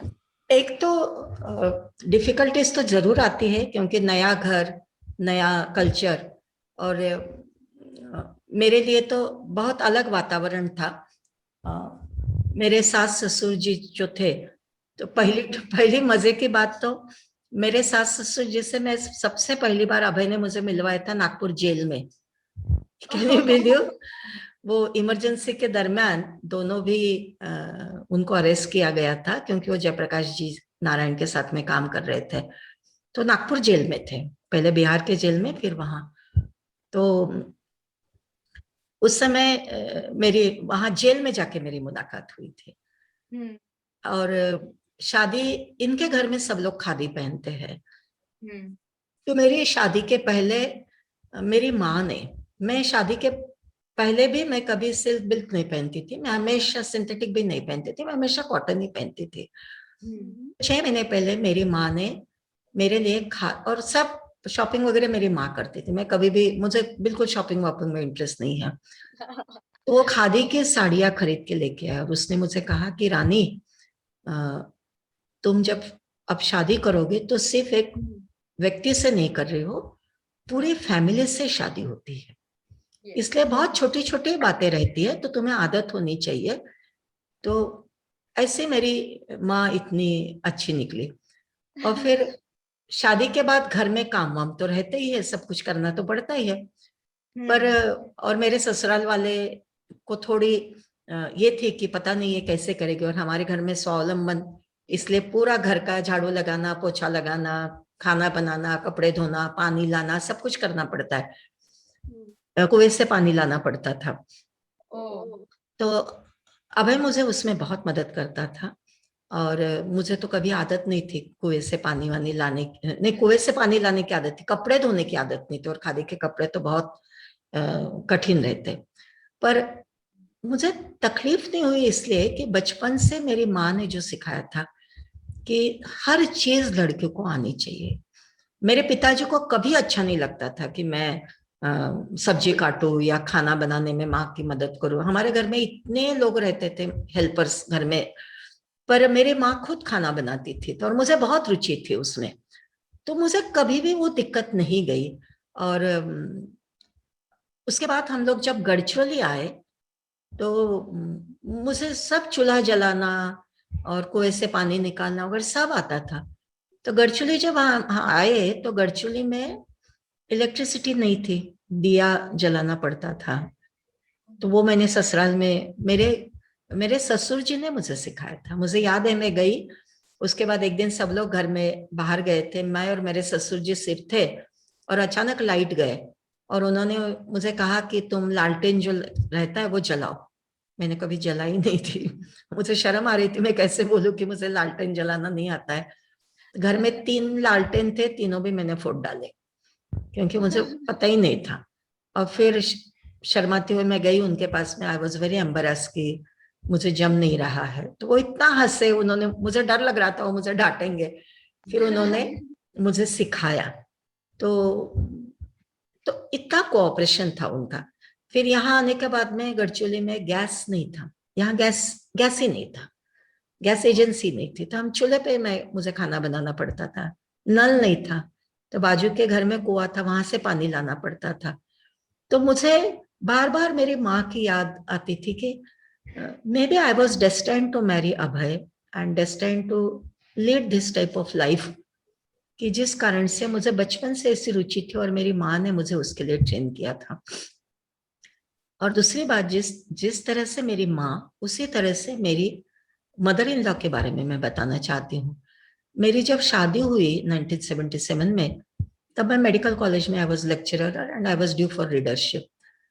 तो हमारा देहात का काम शुरू होने वाला था, पर मुझे बहुत अखरता था कि मैं सिजरिन नहीं कर रही, हिस्टेक्टोमी नहीं कर रही, पेशेंट नहीं देख रही हॉस्पिटल में। तो सबने घर में लोगों ने कहा कि तुम सेवाग्राम मेडिकल कॉलेज ज्वाइन करो। मैंने 9 महीने तक वहां काम किया लेक्चरर करके, बाद में छोड़ दिया क्योंकि मुझे लगा कि मेरे देहात के काम से उसका कोई ताल्लुक नहीं है। पर सेवाग्राम मेडिकल कॉलेज में जब दिन भर में जाती थी ओपीडी, इमरजेंसी के समय तो वही रहना पड़ता था, पर घर आने में मुझे कभी 4 बजते थे, 5 बजते थे। तो मेरी मदर इन लॉ, तो बाई हम उन्हें कहते हैं, अभी भी है, वो तो मेरे लिए राह देखती थी खाने के लिए, पर वो अभय को भी खाने नहीं देती थी, और अभय को कहती थी कि रानी आने के बाद में हम साथ में खाना खाएंगे। तो मुझे बहुत खराब लगता था, मैं बोलती थी कि आप दोनों खाना खा लीजिए और अभय तुम खाना खा लो। तो एक दिन मेरे सामने ही बाई ने अभय को कहा और मुझे कहा कि सिर्फ पत्नी ने पतिव्रता होके नहीं चलेगा, पति ने भी पत्नीव्रता होना चाहिए। अब देखो कितनी अच्छी बात है, किसी पत्नी ने पतिव्रता होके नहीं चलेगा, पति ने भी पत्नीव्रता होनी चाहिए। अब जिस माँ के कोख से लड़का जन्म पैदा हुआ और वो मेरा पति बना, तो घर में तो सबको मदद करनी ही चाहिए। अभी काम करते हैं हम लोग तो सामाजिक काम करते हैं। आज महिलाएं काम के तौर से बाहर जाती है, तो हम वही एक्सपेक्ट नहीं करेंगे कि घर में सब कुछ फिर से घर में आके डबल ड्यूटी करे। तो कहीं तो भी पुरुषों को घर में घर काम में भी मदद करना बहुत जरूरी है, और ये बचपन से उन्हें सीख मिलना बहुत जरूरी है। जैसे हमारे घर में भाई ने कहा था, सबने काम करना चाहिए, सिर्फ पत्नी का रोल नहीं है। और इसलिए मैं हमेशा यूथ के साथ में जब बात करती हूँ, लड़कों के साथ जब मैं बात करती हूँ, तो मैं लड़कों को हमेशा कहती हूँ कि देखो, तुम्हारी बहन भी पढ़ने के लिए स्कूल जाती होगी, कॉलेज जाती होगी, पर आमतौर पे क्या होता है कि लड़का घर पे जब आता है स्कूल से, कुछ खा लेता है, चप्पल या जूता इधर उधर फेंक के खेलने जाता है, दोस्तों से मिलने जाता है। और लड़की घर आती है तो माँ की अपेक्षा रहती है कि उसने घर काम करना चाहिए, खाने में मदद करना चाहिए। तो मैं लड़कों को बताती हूँ कि देखो, लड़कियां तो 21st सेंचुरी में पहुंच गई है, पर तुम लड़के अभी भी 20th सेंचुरी में हो। और तुम जो लड़का अपने घर में अपनी बहन को मदद करेगा, घर काम में अपनी माँ को मदद करेगा, उसे कभी संकोच नहीं हुआ, अपनी पत्नी को मदद करेगा। और ये करना पड़ेगा। This is actually need of the society now. उसके सिवा घर चल ही नहीं सकता है। पत्नी ने पैसा घर में लाना चाहिए, पर उसको रिस्पेक्ट भी मिलना चाहिए। तो और बच्चे जो पैदा होते हैं तो सिर्फ माँ नहीं, पिता दोनों का प्यार मिलना चाहिए। दोनों ने संगोपन जो रहता है, रिस्पॉन्सिबल मदरहुड, वैसे रिस्पॉन्सिबल फादरहुड भी होना चाहिए। और मैं और लड़कों को बोलती हूँ कि तुम घर काम में मदद करोगे तो तुम्हारी बहन को पढ़ाई के लिए ज्यादा समय मिलेगा, तुम्हारे माँ को उसके कुछ और हॉबीज हो या उसको रेस्ट करने हो तो उससे समय मिलेगा। और अपने घर के काम करने में शर्म क्या है? तो ये चीजें हमारे घर से आनी चाहिए, ऐसे मुझे लगता है। तो एडजस्ट होने में कोई तकलीफ नहीं जाती है, पर कोई भी काम छोटा नहीं, कोई भी काम बड़ा नहीं है। आजकल मैं कई सारी पढ़ी लिखी लड़कियों को मैं देखती हूँ, और कई सारी लड़कियां बहुत गर्व महसूस करती है बोलने में, मुझे तो बिल्कुल घर काम नहीं आता है, मुझे तो बिल्कुल एक कप चाय भी बनाना नहीं आता है, ये मुझे अच्छा नहीं लगता है। मेरी चाय मैं क्यों नहीं बना सकती? मेरा दाल चावल मैं क्यों नहीं बना सकती? ये तो स्वावलंबन है ना। मैं कुछ बना नहीं सकती, इसका मतलब I am dependent on others. स्त्री पुरुषों की समानता, यानी ऐसा नहीं है कि उनके बुरे गुण हम ले। ये तो बहुत अच्छी बात है, और ये कला है। कला है हमारी, जो ट्रेडिशनल कला है, रंगोली डालना। हमारे बचपन में हमारी माँ ने हमको सब सिखाया। मेरी बुआएं बहुत सुंदर रंगोली डालते थे, सिलाई करना, कढ़ाई करना, ये सब अपनी जिंदगी का हिस्सा होना चाहिए। खाना बनाना, इट्स एन आर्ट। उसको एक सिर्फ जबरदस्ती करके क्यों लेना चाहिए? और उस आर्ट में लड़कों ने भी शामिल होना चाहिए, बच्चों ने, पति ने भी शामिल होना चाहिए। पर मुझे कुछ आता नहीं, मैं कुछ करती नहीं, या मैं होटल का ही खाना मंगवा लूंगी, कोई जरूरत नहीं है घर में कुछ करने की, तो वो कुछ काम छोटा नहीं है, बहुत अच्छा काम है। और आत्मनिर्भर होना चाहिए, मुझे लगता है। मुझे मेरी चाय बना के पीते आना ही चाहिए, है ना? तो ये मुझे लगता है कि लड़कियों ने थोड़ा सोचना जरूरी है, और लड़कों ने भी सोचना जरूरी है। ये सब काम हमें आने चाहिए। Yes, very true. यस, आपने जो इंडिपेंडेंस की बात की, स्वावलंबन की बात की, दैट इज वेरी इम्पोर्टेंट कि सबको अपना खुद का काम करना एटलीस्ट आना चाहिए, वरना फिर वो हम किसी पे डिपेंडेंट एग्जैक्टली। और कोई काम छोटा बड़ा नहीं है। Yes yes. मैं खाना खाती तो मेरी थाली में क्यों नहीं धो सकती? क्यों दूसरे ने झूठा ये करना चाहिए? Yes, true, important message. Thank you. हाँ, लड़कों को मैं कहती हूँ कि घर जाके माँ तुमको थाली देती है, माँ तुमको ग्लास में पानी देती है, क्यों होना चाहिए? मैं मेरा पानी क्यों नहीं ले सकता है? मैं मेरे जूते इधर उधर डाल देता हूँ, क्यों ऐसा होना चाहिए? कम से कम मेरे अंडरवेयर बनियन तो मैंने धोना चाहिए। राइट। एक छोटे काम करने में कोई शर्म की बात ही नहीं है। एक्चुअली ये जो मेहनत है हम लोगों ने अनफॉर्चुनेटली ब्लू कॉलर जॉब और व्हाइट कॉलर जॉब ये जो अलग कर दिया है, ये नहीं है। श्रम को प्रतिष्ठा मिलनी ही चाहिए। जब तक श्रम को प्रतिष्ठा नहीं मिलेगी तब तक स्त्रियों को सम्मान नहीं मिलेगा। तब तक हमारे देश के या दुनिया के जो श्रमिक लोग हैं, अरे वो खेत में वो किसान चावल पकाता है, गेहूं पकाता है, गेहूं उपजता है, उपजाऊ करता है, इसलिए हम खाना खा सकते हैं। उसने बंद कर दिया अपना काम तो मैं कर सकूंगी? नहीं कर सकूंगी। इसलिए हर एक का काम, every work, dignity of labour जो महात्मा गांधी ने कहा था, तो मुझे लगता है कि वो बहुत इंपॉर्टेंट है और आज के जमाने में बहुत ज्यादा इंपॉर्टेंट है। कि सिर्फ बड़ी बड़ी बातें करना या लिखना या बड़े बड़े ऑफिसेस में काम करना, इतने में ही डिग्निटी नहीं है। एक दूसरे का सम्मान करना और हर व्यक्ति का रोल उतना ही महत्व का है। ऑफिस में वो चपरास, यस, आई थिंक ये छोटे छोटे कामों से ही लाइफ बनती है। एग्जैक्टली। और उसमें आनंद आता है, करके देखो। यस, कोई चीज डिफिकल्ट नहीं होती है, करके देखो। Very true. सो रानी जी, आपकी सिर्फ आपने बहुत अच्छी बात बताई स्वावलंबन को लेके। सो हमारे यहाँ पे जो फेलोशिप है और स्पेशली हमारे जैसे यूथ्स है, टीनेजर्स है, हमारे यहाँ पे 14-15 साल से बच्चे आते हैं और फिर यूथ्स यानी जब तक वो यूथ्स होते हैं हमारे साथ कनेक्टेड रहते हैं। सो इसी के भाग में एक्चुअली हम स्वावलंबन की बातें सिखाते हैं और हम हमारा काम खुद ही करते हैं, यानी वो खाना बनाना हो, कपड़े धोना हो या जो भी छोटी छोटी चीजें हैं।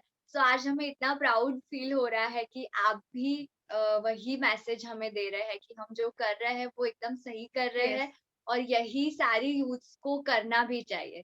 बिल्कुल सो करना चाहिए। Thank you so much. और इसी हमारी जैसे बताया आत्मजा जी ने भी कि हमारी स्पेशली फेलोशिप है ओएसिस की, मिसाल ऑनरशिप एक्सप्लोरर करके, कि जिसमें हम बच्चों को स्पेशली इंडिपेंडेंस क्या है वो सिखाने के लिए बुलाते हैं 2 साल के लिए हमारे पास। और इंडिपेंडेंस में मुझे लगता है कि और एक कि इंडिपेंडेंस की जब हम बात करते हैं तो खुद तो स्वावलंबी होना चाहिए, पर आजकल स्वातंत्र्य जिसे हम कहते हैं कि मेरा फ्रीडम, तो मेरा फ्रीडम जब इम्पोर्टेंट मैं मानती हूँ या मानता हूँ, तो हम कोई वैक्यूम में नहीं रहते, हम समाज में रहते हैं। तो मेरा फ्रीडम तभी होगा जब मैं दूसरों के फ्रीडम का भी मैं सम्मान करूंगा। और फ्रीडम और इररिस्पॉन्सिबल बिहेवियर, स्वैराचार जिसे कहते हैं, उसमें फर्क करना बहुत जरूरी है। क्योंकि आजकल कई बार ऐसे दिखाई देता है कि आप अपने घर में कुछ भी कीजिए ना, कोई आपको नहीं बोलेगा, आप बिना कपड़े पहने रहिए, पर जब आप समाज में रहते हैं तो you are a part of society. तो घर में जाते हो, समाज में जाते हो, स्कूल कॉलेजेस में जाते हो, ऑफिसेस में जाते हो, तो एक कुछ तो भी हमें बेसिक, वो स्त्री पुरुष दोनों को भी लागू होता है, यानी हर इंसान को लागू होता है कि मेरा फ्रीडम जितना महत्व का है उतना ही दूसरे का फ्रीडम महत्व का है, उसका भी मैंने आदर करना बहुत जरूरी है। और फ्रीडम के नाम पे मैं कुछ भी अनसेट बिहेवियर नहीं कर सकती या कर सकता, ये भी जानना बहुत जरूरी है। सो थैंक यू। एंड एक छोटा सा प्रश्न आगे लेके जाते हैं हमारी जरूर कन्वर्सेशन को। जरूर। सो एक प्रश्न ऐसा था कि आपने जो फ्रीडम की बात की, आपने स्वतंत्रता की बात की, नॉर्मली यूजुअली हमारी जो अभी की सोसाइटी है, इस क्वेश्चन इसलिए पूछ रही हूँ आपको कि यूजुअली जो स्त्री होती है, वुमेन होती है, फिर वो करियर को लेके हो या मैरिज को, पर्सनल लाइफ हो, बहुत सारी स्ट्रगल्स उनको फेस करनी पड़ती है खुद को प्रूव करने के लिए, खुद का कॉम्पिटेंस प्रूव करने के लिए। जैसे आपने एक बहुत बढ़िया आपकी लाइफ का एग्जाम्पल बताया, जैसे वो आपने बताया कि गवर्नमेंट ऑफिसर के साथ आपका जो पूरा जो इंसिडेंट हुआ था, so how you proved with strength. So ऐसा बहुत स्ट्रगल करना पड़ता है वुमेन को खुद की स्ट्रेंथ प्रूव करने के लिए, बिकॉज अभी हम देखें तो कभी कभार ऐसा लगता है कि पुरुष प्रधान देश की हम जो बात करते हैं उसका इफेक्ट कहीं ना कहीं दिखता है। तो आपकी लाइफ के करियर रिलेटेड या पर्सनल लाइफ रिलेटेड ऐसे कोई ज्यादा एग्जाम्पल्स है जिसमें से हम इंस्पिरेशन ले सके, जैसा आपने आगे भी इंसिडेंट बताया? मुझे लगता है कि हम जो कर रहे हैं, हम्म, अच्छी बात कर रहे हैं, और अपना मन जो रहता है ना, ये हम्म, इनर वॉइस जो रहता है, it tells us, it's the guiding principal. वो हम्म, हमेशा हमें कहता है कि हम कौन से मार्क्स से जा रहे हैं, अच्छे या बुरे मार्क्स से। उसको सुनना चाहिए। That inner voice, you have to always keep your ears open. वो सुनना चाहिए, वो मन की आवाज। कई बार हम वो बंद कर देते हैं या सुनते ही नहीं है, इसलिए वो फिर बाद में वो इनर वॉइस थक जाता है कि मेरी बात ही नहीं सुन रहे हैं। खुद के ऊपर विश्वास होना चाहिए और खुद को कभी भी कम नहीं लिखना, कम नहीं समझना चाहिए। हमको दूसरे ने इज्जत देने की अपेक्षा होती है, हम्म, पर हमको खुद को इज्जत देना बहुत जरूरी है। yes, कुछ भी हो। हम्म, वो एक बहुत सुंदर हिंदी सिनेमा था, मैं हूं ना। मुझे बहुत अच्छा लगा वो सिनेमा। शाहरुख खान की पिक्चर थी उसमें। तो वो उस पिक्चर में वो जो मैं हूं ना, तो मुझे बहुत अच्छा लगता है। तो मैं हूं ना मेरे जिंदगी का प्रिंसिपल है। कभी भी मुझे कभी भी लो लगा, कुछ भी लगा, अरे ये नहीं हो सकता है क्या, ऐसे ये कठिनाई है, तो मैं खुद को ही बताती हूँ मैं हूं ना। हम्म, हम खुद को ऐसा क्यों ना बोले मैं हूं ना। और दूसरी बात कि स्ट्रगल करना पड़ता है, क्योंकि समाज में बहुत ऊपरी ऊपरी चीजें देखी जाती हैं, और पूरा मीडिया में इस तरह का पिक्चराइजेशन होता है कि गोरा गोरा रंग होना चाहिए, या बहुत दिखने में सुंदर होने चाहिए, स्मार्ट होना चाहिए, हैंडसम होनी चाहिए, तभी आप लोग कुछ कर सकते हो। ऐसा नहीं। खुद के कंपैरिजन दूसरों से कभी भी नहीं करने चाहिए। You are only one in this world. कोई भी आपके जैसा नहीं है, और हर एक व्यक्ति में अच्छी क्वालिटीज होती है। तो हमें कभी भी दूसरों से तुलना नहीं करनी है। करनी हो कंपैरिजन, और आज के यूथ का ये प्रॉब्लम है, लोगों का ये प्रॉब्लम होता है कि हम हमेशा we compare with others. Looks में हो, करियर्स में हो, काम में हो, और उसमें फिर कहीं तो भी सेल्फ में इंफीरियरिटी कॉम्प्लेक्स होता है, या असूया की भावना निर्माण हो सकती है। तो बहुत अपनी शक्ति का, एनर्जी का उसमें काफी ह्रास, जिसे हम कहते हैं कि कम होता है। तो मुझे लगता है कि उसके बारे में भी सोचना बहुत जरूरी है। और स्ट्रगल तो करना ही पड़ता है। देयर इज नो, लाइफ में स्ट्रगल करना ही पड़ता है, पर वो स्ट्रगल करते समय हमेशा गर्दन ऊपर रखो और खुद को प्रूव करते जाओ। हर स्टेप पे प्रूव करते जाओ। किसी से झगड़ा करने की जरूरत नहीं है। हाँ, पर और मुझे, मेरे पे अन्याय हो रहा है, मैं कितनी दीन हूं और मुझे ये नहीं मिल रहा, वो नहीं मिल रहा, रोने का नहीं। हमारे जो आंसू है, मराठी में एक बहुत सुंदर महिलाओं का वर्णन किया है, हृदय अमृत नयने पानी। यानी इसके, जिसके हृदय में अमृत है और जिसके नयनों में पानी है, वो महिला। और हम महिलाओं ने सालों सालों तक ये हमारे नयनों के जो आंसू है उसको बिल्कुल सजा धजा के रखा है। कुछ भी हो तो रोना, कुछ भी हो तो रोना। रोना बहुत जरूरी है। अपने जो दुख है जरूर रोना चाहिए, पर लाचार होकर रोने का नहीं। हमारे आंसू बहुत कीमती है, और कभी भी दूसरों के सामने ये नहीं आना चाहिए कि मैं लाचार हूं, या मैं डरती हूँ, या मैं डरपोक हूँ। यू हैव टू, हाँ, मैं हूं और मैं ये कर सकती हूँ। ये खुद के ऊपर विश्वास रखना बहुत जरूरी है। मैं आपको बताना चाहती हूँ कि हम लोगों ने यहाँ गढ़चिले में शराब मुक्ति का आंदोलन हमने शुरू किया। और एक्चुअली जब मैंने महिलाओं के साथ में काम करना शुरू किया, तो महिलाएं मुझे हर मीटिंग में कहती थी कि मैडम वो सब ठीक है, पर पहले ये बताओ कि मेरे पति की शराब कैसे छूटेगी, मेरे बेटे की, भाई की शराब कैसे छूटेगी। And we got involve into, literally we got involve into anti alcohol movement. तो शुरू में तो जो शराब, और हमारे एंटी अल्कोहल मूवमेंट 5 साल तक हम लोगों ने चलाई। और शुरू में तो अल्कोहल लॉबी जो थी, यहाँ 60-60 दुकानें थी गढ़चिली जिले में, गवर्नमेंट के लाइसेंस दुकानें, और वो सब पावरफुल लोग, पॉलिटिशियंस, इन्फ्लुएंशियल लोग रहते हैं। दे टुक अस वेरी लाइटली, उनको लगा ये क्या करेंगे, चुप बैठेंगे। पर जब उनके ध्यान में आया कि वी आर वेरी सीरियस, तो उन्होंने क्या किया, सबसे आसान बात क्या रहती है, एक तो रिडिकुल करना, और दूसरी आसान बात ये रहती है कि महिला का चारित्र्य हनन करना। और हम दोनों में महिला मैं थी, तो मेरे ऊपर इतना मेरा चारित्र्य हनन करना, फिर से पैसे देके येलो जर्नलिज्म करने वाले जो लोग रहते हैं, कुछ भी लिखना गंदा संदा मेरे बारे में, कि मैं कैसी चरित्रहीन हूँ, मैं कैसे घर से भाग के मैंने शादी की, और मैं कैसे अवैध गर्भपात करती हूँ, और लोगों को मैं कैसे तंग करती हूँ, बच्चों का ख्याल नहीं रखती, पति का ख्याल नहीं रखती, लेके क्या क्या नहीं दुनिया भर के, और ये लिखित रूप में भी करते थे, बोलते थे। तो बहुत बुरा लगता था, पर मुझे लगता था वो तुमको जो बोलना है वो बोलो, तुम्हारा मुंह तो मैं बंद नहीं कर सकती। पर मैं क्यों उसके कारण मैं डिस्टर्ब हूँ, मैं तो समाज में मैं घूमने वाली हूँ, क्योंकि सच क्या है ये मुझे पता है, मेरे घर वालों को पता है, और जो मुझे जानते हैं उनको पता है। तो उसमें कोई डरने की बात नहीं है। और इसमें एक दिन ऐसी घटना हुई कि उस समय भी अभय कहीं बाहर गए हुए थे, वो काफी बाहर जाते थे। एक दिन शाम को हमारा ऑफिस गढ़चिरौली में था उस समय, और हमारे ऑफिस के सामने एक चौक था। तो शराब वालों ने उस दिन उन्होंने अपना संगठन बनाया, और एक बहुत बड़ी उन्हें शराब वालों ने मीटिंग ऑर्गेनाइज की।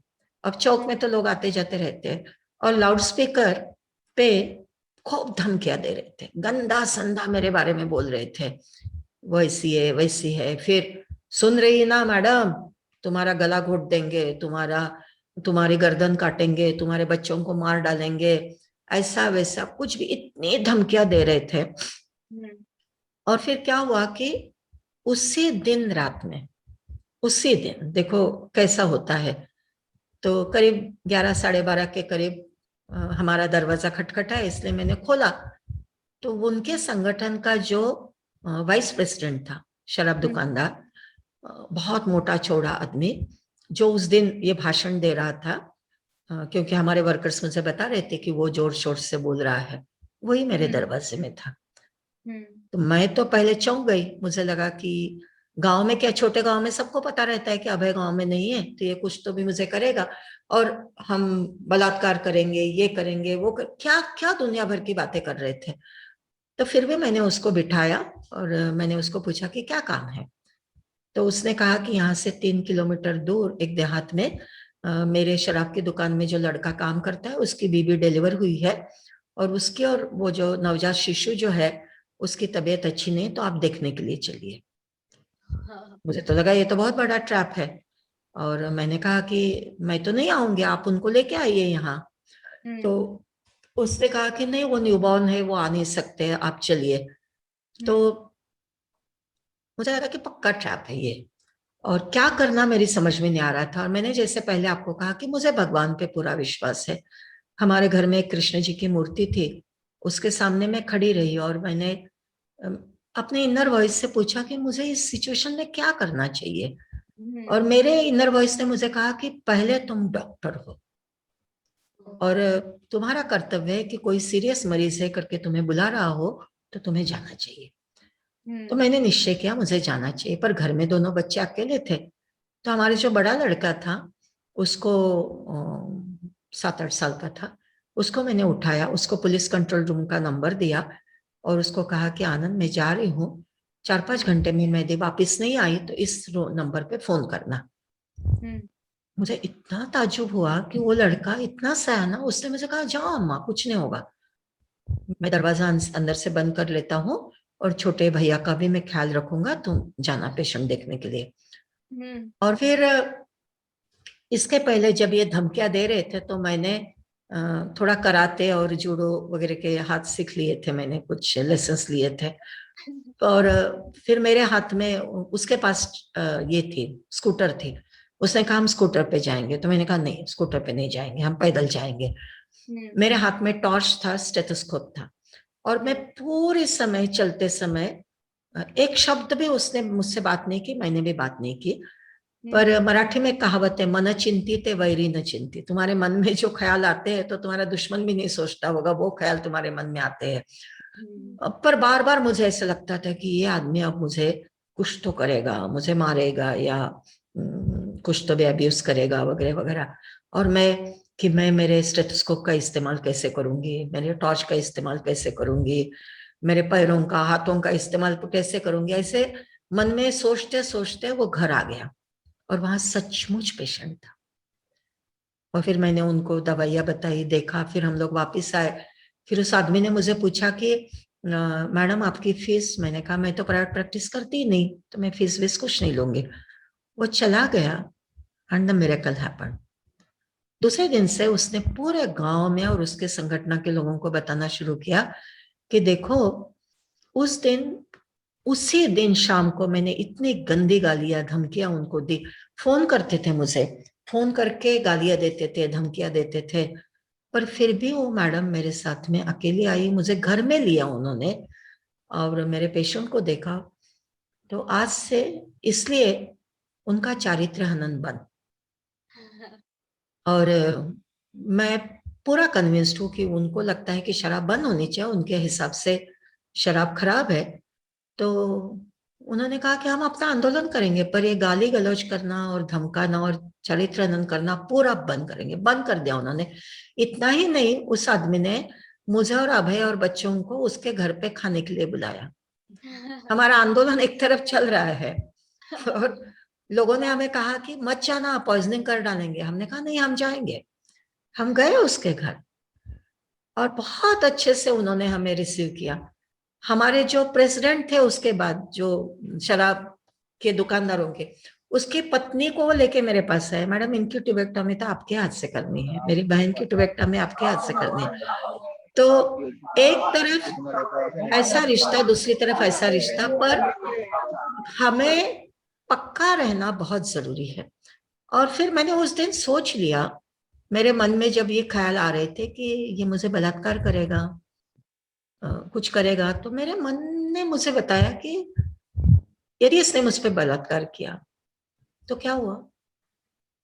मैं कल, इसने आज मुझे बलात्कार किया तो मैं कल खुलेआम गढ़चिरौली में चौक में खड़े रह के बोलूंगी कि इस आदमी ने मुझे बलात्कार किया। ये मेरे शरीर पे बलात्कार कर सकता है, पर मेरा मन उतना ही पवित्र है, ये मेरे मन को कभी बलात्कार नहीं कर सकता है। कोई भी आदमी को हक नहीं कि मेरे इजाजत के बिना वो मेरा अपमान करे या वो बलात्कार कर सकता है, पर I am not the culprit. Yes. He is the culprit. He is the criminal. He should get the punishment. And why should I keep quiet? I should openly come out and say that this man has behaved wrongly with me. तो ये मुझे लगता है ये सबने हमने ध्यान में रखना चाहिए। और दूसरी बात, उस दिन का मुझे बहुत बड़ा लेसन मिला। ऐसा इतने इंस्टेंसेस से हम सीखते हैं जिंदगी में। तब तक मैं जिस घर में पैदा हुई और जिस तरह से मैं बड़ी हूं, तो बचपन से मेरा ऐसा था कि मैं हर चीज को ब्लैक एंड व्हाइट में देखती थी, ये अच्छा, ये बुरा, ये सच, ये झूठ, ये आदमी अच्छा है, ये बुरा है, ये नीति अनीति, सबको बस दिस और दैट और ही था मेरे इसमें। पर उस दिन पहली बार मेरी आंखें खुली कि कोई भी इंसान बुरा या भला नहीं होता है, वो बुरा और भला होता है। उसके जब वेस्टेड इंटरेस्ट को धक्का पहुंचता है, उसके स्वार्थों पे जब किसी का हथौड़ा चलता है, तब वो आदमी बुरा बनता है। पर उसमें बेसिक अच्छाई है, इंसानियत है, जो नक्सलाइट्स ने मुझे सिखाया और इस आदमी ने मुझे सिखाया कि वो आदमी बुरा नहीं था। वो आदमी का पूरा जो इकोनॉमिक एम्पायर था, उसको हम लोग, उसका थ्रेट बन रहे थे ना हम लोग, उसका कितना इकोनॉमिक लॉस हो रहा था। तो नेचुरली उसका गुस्सा जायज था हमारे ऊपर, उसका तरीका गलत था, वो जिस तरह से कर रहा था वो गलत था, पर वो तो अपने स्वार्थ को प्रोटेक्ट करने के लिए करेगा ही, पर वो आदमी बुरा नहीं है। तो इसलिए ये चीज भी हमें हमेशा ध्यान में रखनी चाहिए। और मुझे लगता है कि क्या होगा, बुरे से बुरा क्या हो सकता है मेरे साथ? सबसे ज्यादा क्या हो सकता है? बलात्कार किया, हम औरतों को उसी का डर लगता है ना, तो हम खुल के बोलेंगे कि मैं तो पवित्र हूँ। ज्यादा से ज्यादा कोई मार सकता है मुझे, मार डालेगा, ठीक है, अच्छे काम के लिए मर गए तो क्या डरने की बात है, मरने वाले तो कभी भी है जिंदगी में। मैंने जैसे पहले कहा कि हम तो एक ना एक दिन मरने ही वाले हैं, फिर अच्छा काम करते हुए क्यों ना मरे, डरे डरे क्यों मरे, रोज का मरना क्यों, हम डर डर के मरना, घुट घुट के मरना है ना, रोज का मरना है, हर पल पे मरना है, क्यों हम झुक के मरे, क्यों हम अन्याय सहते हुए मरे, क्यों हमारे आंखों के सामने कुछ बुरी चीज हो रही है और हम उसका विरोध ना करें। खुद को कितनी चमड़े बचाव करेंगे हम लोग।